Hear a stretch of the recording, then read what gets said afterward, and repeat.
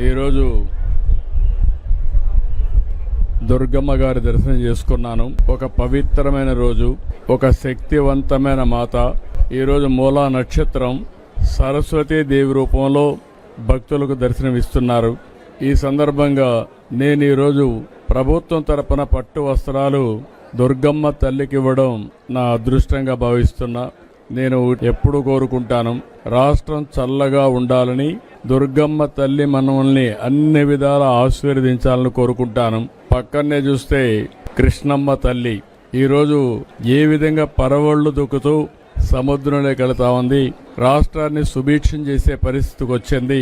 ఈ సంవత్సరం దగ్గర 93-94% రిజర్వాయర్లు అన్ని కూడా నిండు కుండల బ్రహ్మాండంగా ఉన్నాయి. ఒక జల కళ సంతరించుకున్నది.